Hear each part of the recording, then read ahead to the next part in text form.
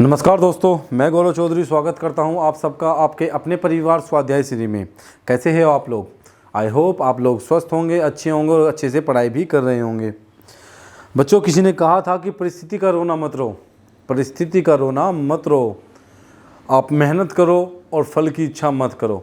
मेहनत करो तो आपको अच्छा ही होगा। पढ़ाई कभी भी बेकार नहीं जाती, आपकी मेहनत कभी बेकार नहीं जाती। बस आप लोग अच्छे से पढ़ाई करिए और जितना हम आप लोगों को पढ़ा रहे हैं आपके एग्ज़ाम के लिए बेस्ट है। इससे बाहर कुछ नहीं जाएगा। बस अच्छे से पढ़ाई करते रहिए, साथ साथ नोट्स आप लोगों को अच्छे से बनाने हैं। क्योंकि किसी ने कहा है कि यूं ही नहीं मिलती मंजिले राही को, यूं ही नहीं मिलती मंजिले राही को, एक जोश दिल में जगाना पड़ता है। और किसी ने पूछा चिड़िया से, किसी ने पूछा चिड़िया से कि इतना सुंदर घोंसला कैसे बनाया है? तो बोली चिड़िया, तिनका तिनका उठाना पड़ता है, तिनका तिनका उठाना पड़ता है। जब एक छोटी सी चिड़िया भी अपने घोंसले को बनाने के लिए इतनी मेहनत करती है, तो हमें अब तो अपनी ज़िंदगी का घोंसला बनाना है। तो चलिए अब शुरू करते हैं। हमारा टॉपिक जो चला हुआ था, अब तक हमने हिंदी के कई टॉपिक पढ़ लिए हैं और संधि आपका भाषा का विकास हमने पढ़ लिया है, वर्णमाला हमने पढ़ लिया है, संधि हमने पढ़ लिया है और समास हमने पढ़ लिया है। अब कितने टॉपिक हो चुके हैं? 4 टॉपिक लगभग हो चुके हैं। ठीक है, आपका भाषा, वर्णमाला, संधि और समास। ठीक है, अब हम चल रहे हैं शब्द पे। ठीक है, हमारा जो टॉपिक है वो है शब्द। ध्वनि की वह सबसे छोटी सार्थक इकाई, ध्वनि की सबसे छोटी सार्थक इकाई क्या होती है? शब्द होती है। जबकि ध्वनि की सबसे छोटी सबसे छोटी इकाई, सार्थक नहीं, सबसे छोटी इकाई जिसके और खंड नहीं किए जा सकते, क्या कहलाती है? वर्ण कहलाती है। क्या कहलाती है? वर्ण कहलाती है। ठीक है, वर्ण, और वर्ण से मिलकर क्या बनता है? शब्द बनता है। शब्द, और शब्दों से मिलकर क्या बनता है? वाक्य बनता है। क्या बनता है? वाक्य बनता है। ठीक है बच्चों, तो ध्वनि की सबसे छोटी सार्थक इकाई क्या है? शब्द है। मैंने आपको कल ही बताया था कि हिंदी हमारी मातृभाषा है और हिंदी हमारी मातृभाषा है, जिसका प्रयोग हम सदैव लिखने में, हम बोलने में या रचनाओं के रूप में भी करते हैं, जिसमें हम लेखन के लिए सर्वनाम, संज्ञा, विशेषण, क्रिया और कारक आदि चिन्हों का प्रयोग करते हैं। लेकिन अगर हमें इनका संपूर्ण ज्ञान नहीं है तो इनमें त्रुटि आ जाएगी, और इनकी त्रुटि को दूर करने के लिए हमें हिंदी का ज्ञान होना आवश्यक होता है, और किसी भी भाषा का ज्ञान होने के लिए व्याकरण का ज्ञान होना आवश्यक होता है। ठीक है, तो इन त्रुटि को दूर करने के लिए हमें व्याकरण का ज्ञान होना आवश्यक है। ठीक है, तो हमारा जो टॉपिक था वो था शब्द, अर्थात शब्द क्या होता है। हम कल देख रहे ध्वनि की सबसे छोटी सार्थक इकाई शब्द होता है। ठीक है, अब शब्द के भेद, शब्द के कितने भेद थे रचना के आधार पर? रचना के आधार पर शब्द के 3 भेद थे। रचना के आधार पर शब्द के 3 भेद थे, जो मैंने आपको कल बताए थे। रूढ़ शब्द, नंबर 1 रूढ़, नंबर 2 यौगिक और नंबर 3 क्या? योग रूढ़।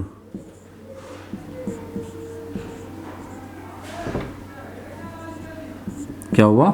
योग रूढ़। बच्चों, धीरे धीरे मैं इसलिए पढ़ाता हूँ ताकि आप लोगों के अच्छे से समझ में आ सके।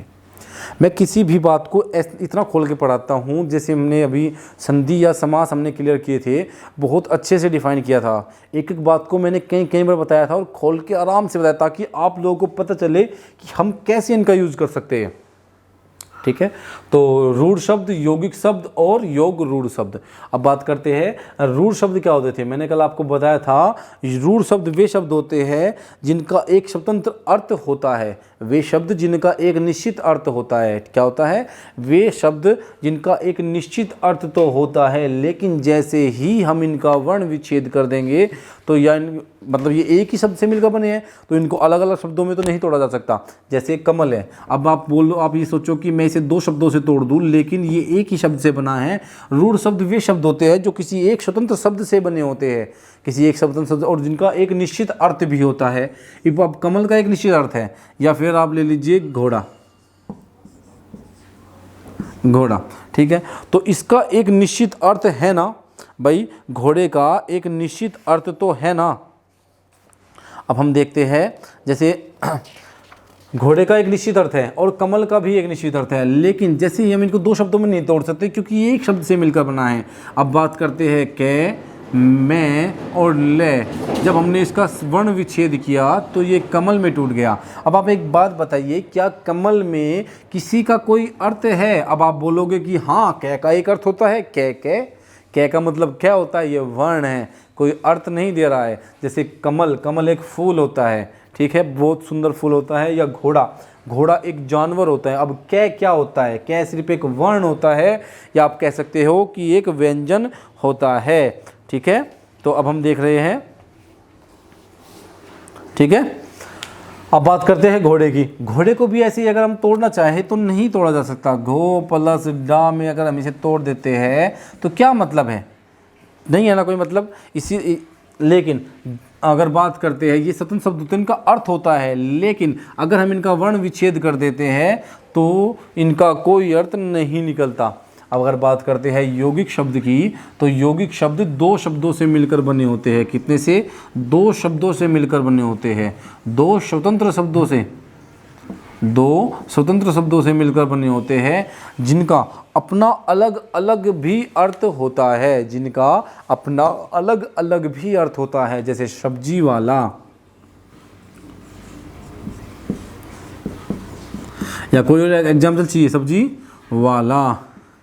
अब आप एक बात देखिए, अगर ये दो शब्दों से मिलकर बना सब्जी वाला, सब्जी वाले को जब हमने मिला दिया तो कोई और अर्थ निकल रहा है, लेकिन जैसे ही हमने सब्जी को अलग किया, सब्जी प्लस वाला, ये दो शब्दों से मिलकर बना है। पहले ही कहा गया है कि यौगिक शब्द दो स्वतंत्र शब्दों से मिलकर बने होते हैं, और स्वतंत्र शब्दों से मिलकर बने होते हैं, लेकिन यदि इन्हें अलग अलग कर देते हैं शब्दों को, तो इनका एक अपना निश्चित अर्थ भी होता है, ठीक है। सब्जी वाला, सब्जी का एक अलग अर्थ है और वाला का अलग अर्थ है, और सब्जी वाला का एक अलग अर्थ है, ठीक है ना।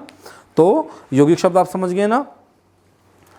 जैसे चारपाई, ठीक है ना, यौगिक शब्द का उदाहरण है चारपाई, हो गया ना, चारपाई। अगर हम बात करते हैं, कुछ और देख लीजिए, विद्यालय। अगर यौगिक शब्द की बात करते हैं, विद्यालय, विद्या प्लस आल्य, विद्या का अलग अर्थ है और आल्य का अलग अर्थ, लेकिन जैसे ही दो शब्दों, स्वतंत्र शब्दों को आपस में मिलाया तो कोई और अर्थ निकल के आया। क्या हुआ? विद्यालय, ठीक है ना, विद्यालय, विद्यालय, ठीक है ना। मैंने कहा था कि दो स्वतंत्र शब्दों से मिलकर बने होते हैं। अब हम बात करते हैं रूढ़ शब्दों की। रूढ़ शब्द वे शब्द होते हैं जो दो शब्दों से मिलकर, दो या दो से अधिक शब्दों से मिलकर बने होते हैं, और लेकिन मिलाने पर कोई तीसरा ही अर्थ दे देते हैं, ठीक है। जैसे बहुब्रीहि समास। कैसे? जैसे जितने भी बहुब्रीहि समास के शब्द होते हैं वे सब रूढ़ शब्द होते हैं, योग रूढ़, और अगर योग रूढ़ शब्द होते हैं तो वे सभी बहुब्रीहि समास के अंतर्गत जाते हैं। अब देखिए रूढ़ शब्द, योग रूढ़ शब्द नंबर 3 की अगर हम बात करते हैं तो योग रूढ़ शब्द, क्या? योग रूढ़ शब्द होते हैं जो दो शब्दों से मिलकर बने होते हैं और नया विशेष अर्थ देते हैं। क्या? योग रूढ़ शब्द, ये शब्द दो शब्दों से मिलकर बने होते हैं, दो शब्दों से बने होते हैं, लेकिन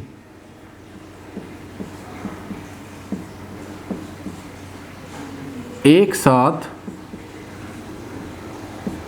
कोई तीसरा अर्थ देते हैं, कोई तीसरा अर्थ देते हैं। जैसे अगर मैं बात करूं भाई, जो यौगिक शब्द थे, यौगिक शब्द में सब्जी और वाला, या विद्या प्लस वाल्य, विद्या प्लस आल्य। भाई विद्यालय था, क्या था? विद्यालय। अब जो ये विद्यालय था भाई देखिए, विद्या का एक अपना अलग था अर्थ था और आल्य का एक अलग अर्थ था, लेकिन विद्यालय का भी एक अर्थ था, ठीक है ना। तो ये अलग बात थी कि विद्यालय और विद्या प्लस आल्य को मिलाने पर विद्यालय बनेगा। हमें पता है विद्या क्या अर्थ है और आल्य का, लेकिन दोनों को मिलाने पर भी हमें पता है क्या बनेगा। लेकिन जैसे जब हम बात करते हैं कि ये विशेष अर्थ देते हैं, जैसे 10 भाई विद्या का क्या अर्थ होता है? जो हम पढ़ते हैं, ठीक है, पढ़ाई, आपका ज्ञान, ठीक है। और आल्य, आल्य वो स्थान जहाँ पर हम विद्या को ग्रहण करते हैं, तो क्या बना? विद्यालय। तो दो स्वतंत्र शब्दों से मिलने को बने होते हैं और दोनों का अलग अलग अर्थ होता है, ठीक है। लेकिन अगर बात करते हैं यौगिक शब्दों की, तो यौगिक शब्दों में दोनों शब्दों से कोई तीसरा अर्थ आता है। जैसे दशानन, दश प्लस आनन,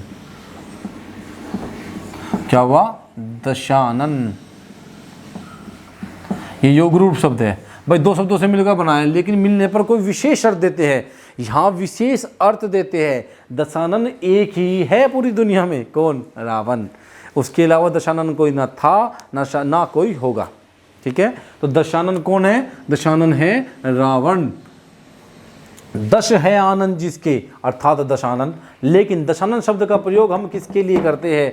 हम करते हैं रावण के लिए। किसके लिए? रावण के लिए। लेकिन वहाँ पे सब्जी प्लस वाला, सब्जी वाला। अब सब्जी वाला शब्द किसके लिए प्रयोग करते हैं? किसी के लिए नहीं, सब्जी वाले के लिए करते हैं बस। जो सब्जी वाला आता है उसी को सब्जी वाला बोलते हैं। लेकिन दशानन प्रयोग हम किसके लिए करते हैं? रावण के लिए करते हैं। किसके लिए? रावण के लिए करते हैं, ठीक है। जैसे पीताम्बर,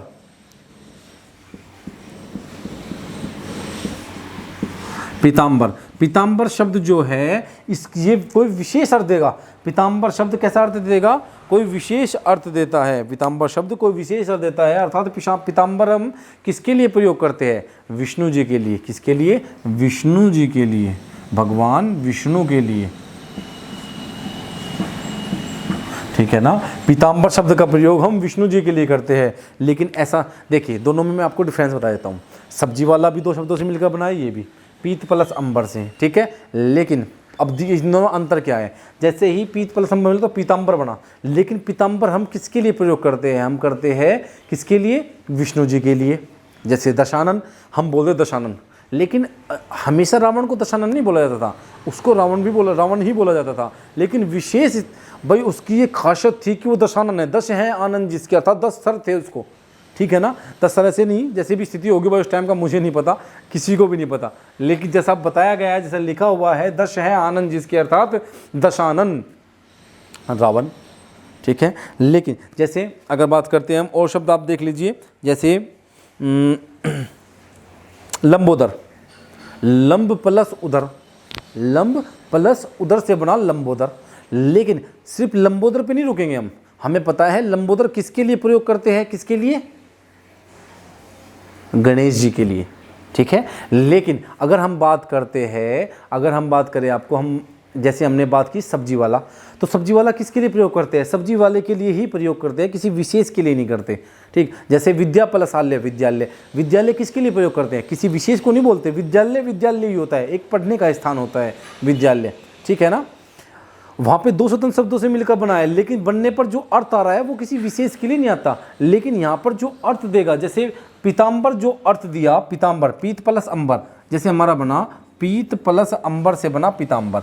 अगर पीताम्बर हमारा बन गया तो पीताम्बर पे नहीं रुकेंगे हम, हमारे मन में एकदम से ख्याल आएगा क्या पीताम्बर तो हम विष्णु जी को बोलते हैं, तो बस कोई तीसरा ही अर्थ देते हैं। ये शब्द मिलने पर कोई तीसरा अर्थ देते हैं, जैसे बहुब्री समास में होता था, ठीक है। जैसे बहुब्री समास, सेम वही सब कुछ है, ये बहुब्री समास के अंतर्गत वाले ही शब्द आते हैं सारे के सारे इसमें, ठीक है।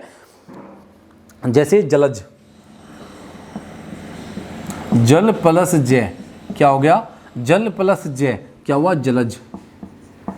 अब बताइए, अब आपने कमल था वहाँ पे, यौगिक शब्दों में, सॉरी रूढ़ शब्दों में कमल था। अब आप बोलोगे यार यहाँ पे भी तो कमल ही अर्थ दे रहा है, लेकिन यहाँ कमल का मतलब कमल ही था, लेकिन यहाँ जलज का मतलब कमल है। यहाँ पे जलज का मतलब कमल है, लेकिन यहाँ कमल का मतलब ही कमल था, ठीक है ना। लेकिन यहाँ पे हमने उसका पर्यायवाची यूज किया जलज, हमने जल प्लस जय को मिलाया, अर्थात जल में जन्मा, कौन? जलज। तो जल में जन्मा कौन? कमल। कौन हुआ? कमल, जलज। तो मैंने आपको बताया है, जैसे हम अगर हम बात करते हैं, आपके कुछ और शब्द आप लोग देख लीजिए। जैसे हमने बात की आपका गजानन, गजानन हमने प्रयोग किया गजानन का। लेकिन आप एक बात सोचिए, जब मैं आपको बोलता हूँ कि आपने गजानन की पूजा की या आपने गजानन से प्रार्थना की, अगर मैं आपको बोलता हूँ आके कि आपने गजानन से प्रार्थना की, तो आप बोलोगे कि नहीं, मतलब सॉरी आप बोलोगे कि हाँ, लेकिन आपके मन में गजानन कहते ही क्या आएगा? आपके मन में गजानन शब्द कहते ही आएगा भगवान कौन? गणेश जी। जैसे ही अगर मैं आपको बोल लूँ कि आपने पीताम्बर से प्रार्थना की, तो पीताम्बर शब्द आपके मन में आते ही आएगा एकदम से विष्णु जी, ठीक है। अगर आपने बात की, अगर मैं आपको बोलूं कि आपने गौरीपुत्र से प्रार्थना की, तो आपके मन में एकदम गणेश जी आएंगे। तो वे शब्द जो शब्द कोई तीसरा अर्थ देते हैं, क्या कहलाते हैं? योग रूढ़ शब्द के अंतर्गत आते हैं। लेकिन यौगिक शब्द वे शब्द होते हैं जैसे विद्यालय, कोई विशेष अर्थ नहीं होता, एक अर्थ है, हमें पता है विद्यालय है, हमारे मन में विद्यालय का मतलब विद्यालय ही है, लेकिन वहाँ पे दशानन का मतलब एकदम से कौन आएगा? रावण, ठीक है। तो अब मैंने आपको रूढ़ शब्द समझा दिए बच्चों, सॉरी फ़ोन के लिए, ठीक है। यौगिक शब्द, योग रूढ़ शब्द आपने अच्छे से समझ लिए होंगे। अब हम देख रहे हैं, ये हमारे कंप्लीट होता है यहाँ पे। अब हम देखते हैं उत्पत्ति के आधार पर शब्द के प्रकार, ठीक है। ये थे रचना के आधार पर, अब हम देखते हैं उत्पत्ति के आधार पर।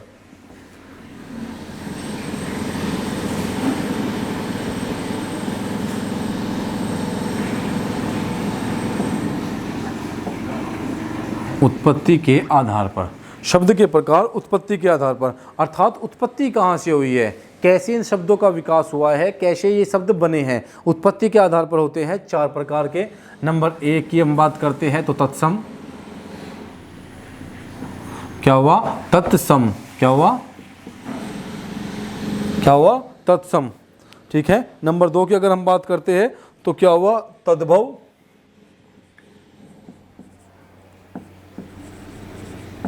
क्या हुआ? नंबर 2 पर हुआ आपका तद्भव। नंबर 3 पर आपका हुआ देशज,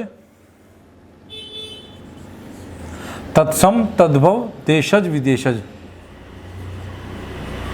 देशज। और नंबर 4 पर है आपका विदेशज, क्या हुआ? नंबर 4 पर हुआ आपका विदेशज, ठीक है। तो उत्पत्ति के आधार पर शब्द के प्रकार, उत्पत्ति के आधार पर शब्द के 4 प्रकार होते हैं। वैसे हम 5 भी इसमें काउंट करते हैं, क्योंकि 5वें नंबर पे आता है आपका क्या? शंकर शब्द, क्या? शंकर शब्द, वो मैं आपको बाद में बताऊंगा अच्छे से, पहले आप लोग इसे समझने की कोशिश करिए।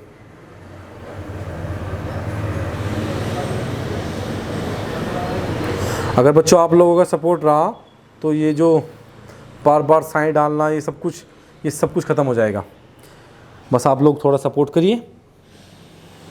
ये सब कुछ आप लोगों के लिए तो हो रहा है, जितना भी यहाँ पे पढ़ाया जा रहा है वो सब कुछ आप लोगों के लिए ही तो है भाई। आप लोग पढ़ोगे, आप लोगों की जॉब लगेगी, आप लोगों के माँ बाप के सपने पूरे होंगे। हम हर चीज़ के लिए वेट कर सकते हैं, हर चीज़ वेट कर सकती है, लेकिन वेट नहीं कर सकते तो उन माँ बाप के सपने जो बुजुर्ग हो रहे हैं, जिन्हें एक आशा है कि मेरा बेटा या मेरी बेटी जॉब करेगी, अच्छी जॉब लगेगी, उसकी अच्छी शादी होगी, है ना, वो भी चाहते हैं कि उनके बच्चों की जॉब लग जाए।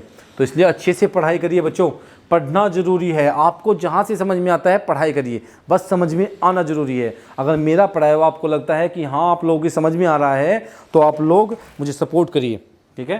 तो तत्सम शब्द वे शब्द होते हैं जो संस्कृत से जो के तो आ गए।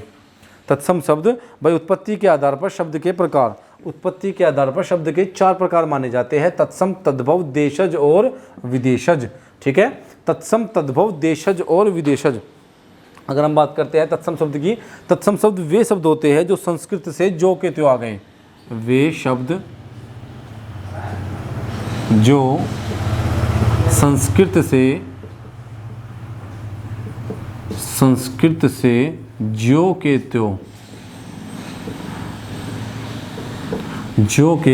त्यो हिंदी में आ गए, हिंदी में प्रयोग होते हैं।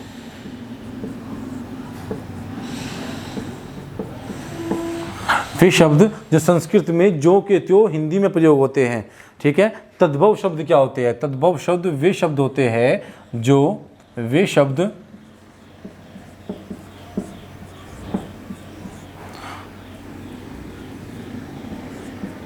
जो रूप बदलकर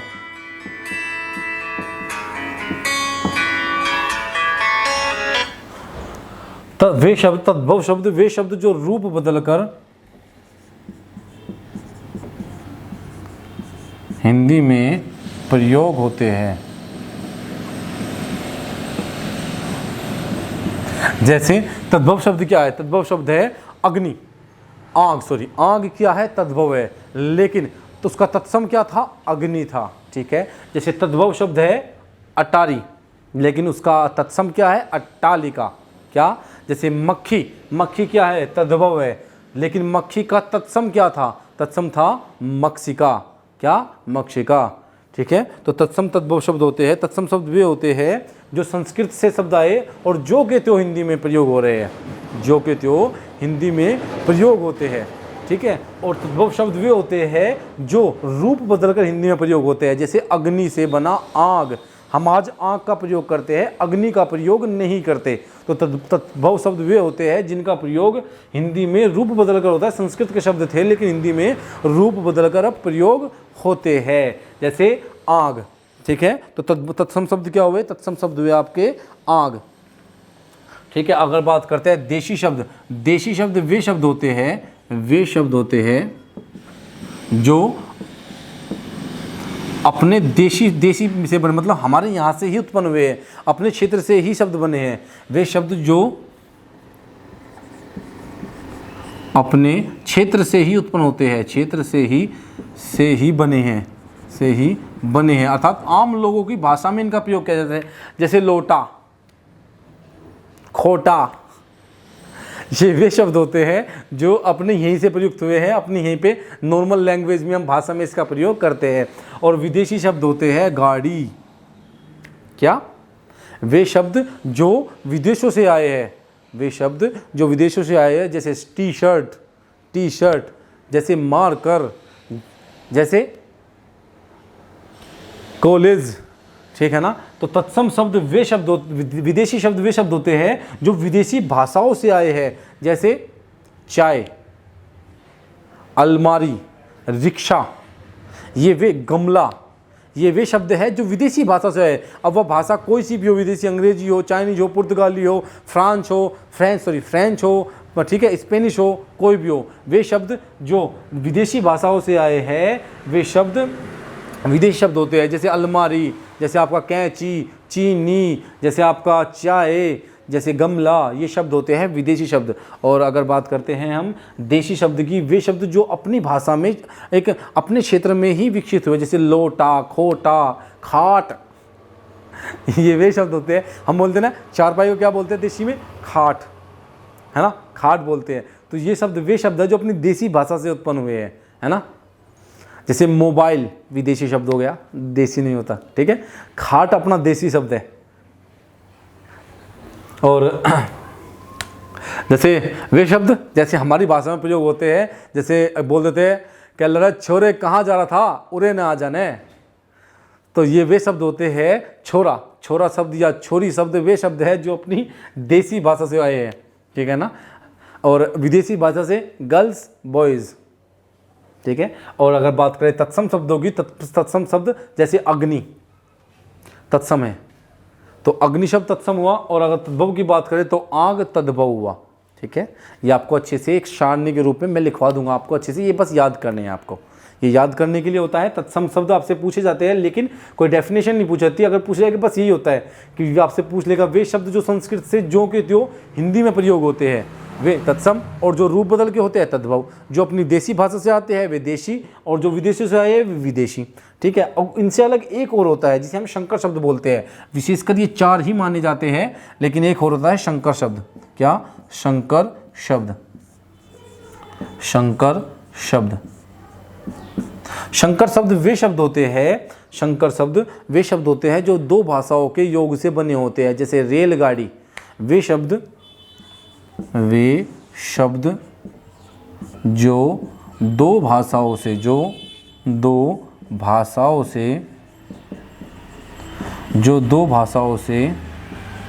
बने होते हैं, दो भाषाओं से मिलकर बनते हैं।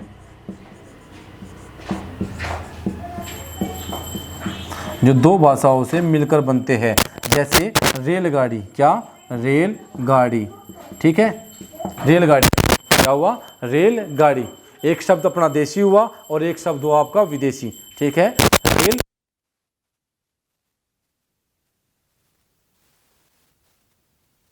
है। गाड़ी शब्द क्या हुआ? गाड़ी हुआ विदेशी और रेल हुआ अपना देशी शब्द। ठीक है ना, तो रेलगाड़ी।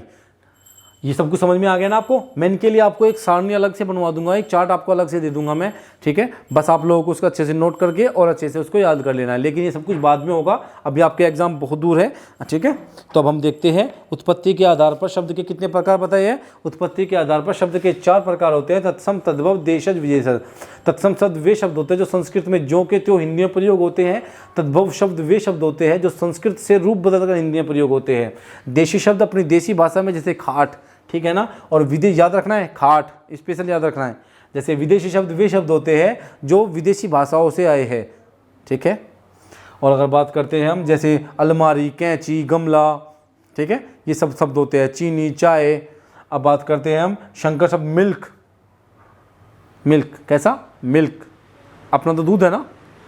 अब बात करते हैं शंकर शब्द। शंकर शब्द 2 शब्दों से मिलकर बने होते हैं, 2 भाषाओं के शब्दों से मिलकर बने होते हैं, जैसे रेल, गाड़ी। ठीक है, अब हम बात करते हैं प्रयोग के आधार पर, या फिर हम बोल सकते हैं रूपांतरण के आधार पर। ठीक है, अगर हम बात करते हैं रूपांतरण के आधार पर, प्रयोग के आधार पर शब्द के प्रकार।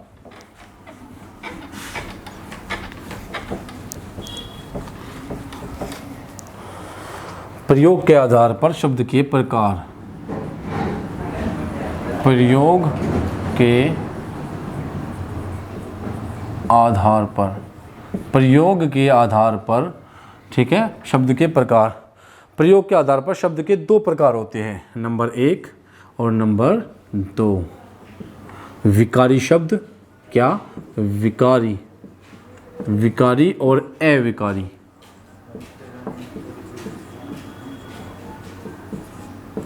क्या हुआ? विकारी शब्द और अविकारी शब्द। ठीक है ना। प्रयोग के आधार पर आपके शब्द के 2 प्रकार होते हैं, एक विकारी और एक अविकारी। विकारी शब्द वे होते हैं जो लिंग वचन कारक के अनुसार अपने रूप को बदल लेते हैं, लेकिन अविकारी शब्द वे होते हैं जो लिंग वचन कारक आदि के अनुसार अपने रूप को कभी परिवर्तित नहीं करते, वे अविकारी शब्द के अंतर्गत आते हैं। विकारी शब्द कौन कौन से होते हैं? जैसे विकारी शब्द की अगर बात करते हैं हम, लड़का, लड़की, ये शब्द इसके 4 प्रकार, संज्ञा, सर्वनाम, विशेषण, क्रिया। संज्ञा, सर्वनाम, विशेषण और क्रिया, ये विकारी शब्द के विकारी शब्द के प्रकार होते हैं। ठीक है, विकारी शब्द जो लिंग वचन कारक के अनुसार अपने रूप को बदल लेते हैं और विकारी शब्द कहलाते हैं। इसके 4 प्रकार होते हैं, संज्ञा, सर्वनाम, विशेषण और क्रिया। विकारी शब्द जैसे होता है लड़का, कबना, लड़की। भाई राम पानी पीता है, राम पानी पीता है, और सीता पानी पीती है, वहाँ पीता है, पीती है, बदल गया। जैसे ही लिंग बदला ऐसे ही क्रिया बदल गई। तो जैसे ही हमने लिंग बदला तो ऐसे ही क्रिया भी बदल गई। तो क्रिया क्या हुई? जो क्रिया शब्द होते हैं ये विकारी शब्द होते हैं। लेकिन जैसे वह आज आएगा, वह आज आएगा, राम आज आएगा, राम आ जाएगा और सीता आ जाएगी। लेकिन आज शब्द क्या है? ये शब्द अपने रूप को नहीं बदलता, जैसे ही हमने लिंग को बदला ये आज नहीं बदलता। ठीक है, प्रातःकाल से वर्षा हो रही है। प्रातःकाल क्या है? प्रातःकाल एक अविकारी शब्द है, अविकारी शब्द है जो लिंग वचन कारक के अनुसार नहीं बदलेगा। ठीक है, कैसा? अविकारी शब्द है। ये कालवाचक क्रिया विशेषण अव्यय है। ठीक है, और अव्यय को ही अविकारी शब्द कहते हैं, अव्यय ही अविकारी होते हैं। ठीक है, अब हम आज के लिए इतना ही रखते हैं। इससे आगे आपको अच्छे से विकारी और अविकारी को अच्छे से डेफिनेशन किया जाएगा, अच्छे से आपको बताया जाएगा। आज के लिए हम इतना ही रखेंगे दोस्तों। ठीक है, और कल हम इसको दोनों को अच्छे से डिफाइन करेंगे। और इनके जितने भी प्रकार होते हैं, जैसे भी होता है, अब टॉपिक यही चलेगा विकारी और अविकारी का, और अच्छे से इसको डिफाइन भी किया जाएगा, इसके अच्छे से एग्जाम्पल भी बताए जाएंगे। तो आज के लिए हम इतने रखते हैं। आज के लिए दोस्तों धन्यवाद।